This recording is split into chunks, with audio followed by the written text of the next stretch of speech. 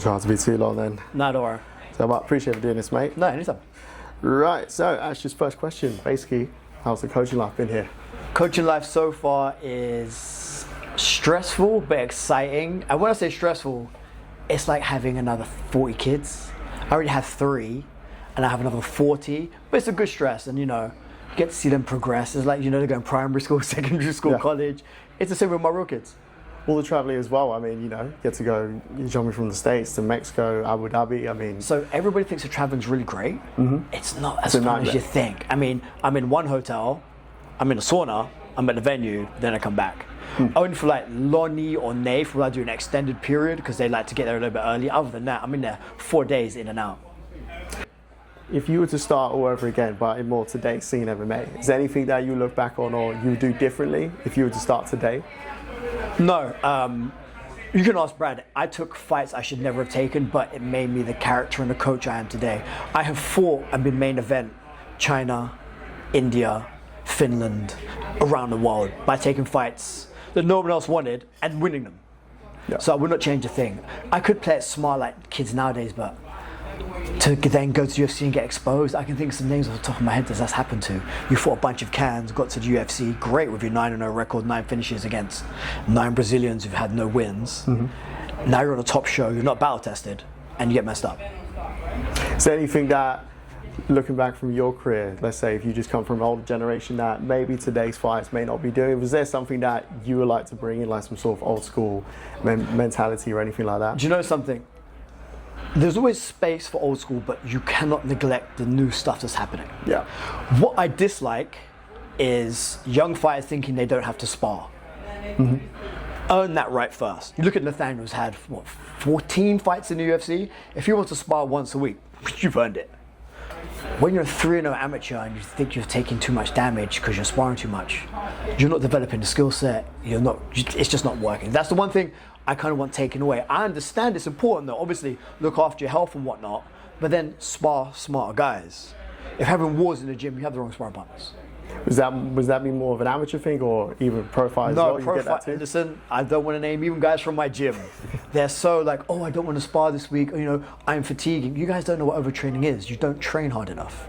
You have too much structure. Back in the day, we had no structure. It was like, all right, let's train as much as we can, as many hours as we can, in as short a time as possible.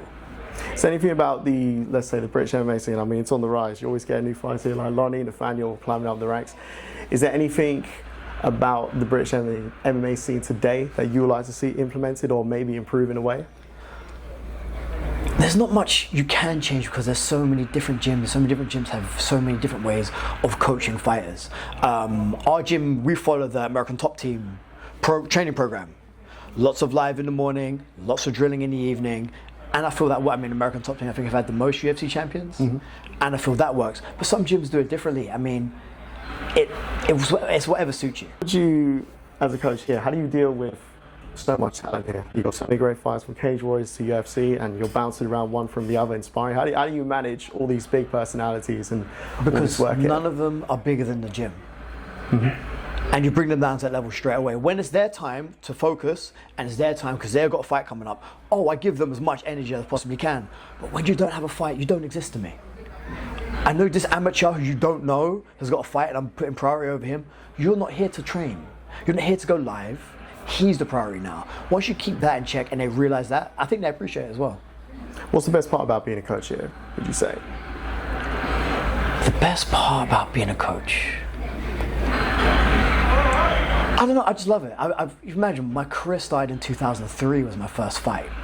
And it was pro as well. So all I've done is I've just transitioned from fighting to coaching. What I'm happy about is I'm a much better coach than I was fighter.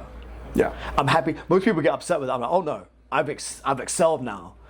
So yeah, just be able to continue everything I've learned and then all the new stuff I'm seeing as well and just apply it to all the guys and see them use it in fights. Perfect. Let's talk about Nathaniel here. Obviously, he really wants to get a top 15, top 10.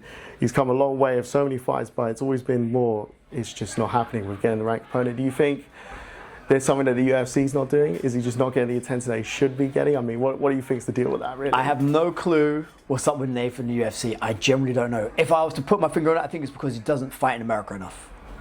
I think that's the only thing. He just doesn't fight in America enough. To get on a bigger Yeah. stage, makes sense. How about Lona? Do you reckon, obviously after this fantastic win in Moreno, you reckon he would get like a top 5? Well, Lon's got Brandon Royval next. We know that July 11th. I can't really say, but we know the trajectory. Yeah. The manager's explained to us we're going to do A, B, and C, and we know middle of next year he's fighting for a world title. We know this. Perfect. Right, if you were to say the perfect ending to the 2026 here at GB Top Team for all the fights, including the amateurs, Cage Warrior fighters, PFL, UFC, I mean, what would be a perfect ending for this year where you'd be happy with? The perfect ending for this year. Chanel getting another win in spectacular fashion. Nath getting a ranked opponent would be great after beating someone up and getting ranked opponent by the end of the year and winning that. Lonnie, after beating Royval, fighting again, solidifying his spot as #1 contender. Alfie getting another shot at the PFL belt. Luke Traynor fighting for the PFL light heavyweight title. And all the amateurs finally stepping up and going pro. Yeah, I mean, Jacob is on his way. If he wins Jacob, this tournament, it'd be great. Benedozzi, yeah. A lot of good names here. Right, just a different question here. So basically, what I do here is try to get, help fighters get some more visibility, just sort of help them, promote them and get them seen by the right guys so they can get the right opportunities and the right fights, etc. Looking back at not only just your career, but you as a coach and a PT yourself, how has social media and branding yourself outside of training, coaching, I mean, what have you done specifically and how has that impacted your career? Unfortunately, if you are not good on social media, you don't exist. I cannot stress that enough. As I hate social media. I hate posting videos every day. I hate posting topless workout videos to boost my PT business. But it's the best free form of advertising. And if you're not using it, if I don't get Lon to reshare a video, get Nave to reshare a video, that's a 250,000 followers right there. Yeah. Do you get my point? Use it to your advantage. Use it to build your career after your career. And man, it's an endless money stream. Yeah, so set the foundations, things will fall in place. Last question asked, who's the #1 coach? I'm #1 coach. Appreciate it, mate. Good stuff, anytime.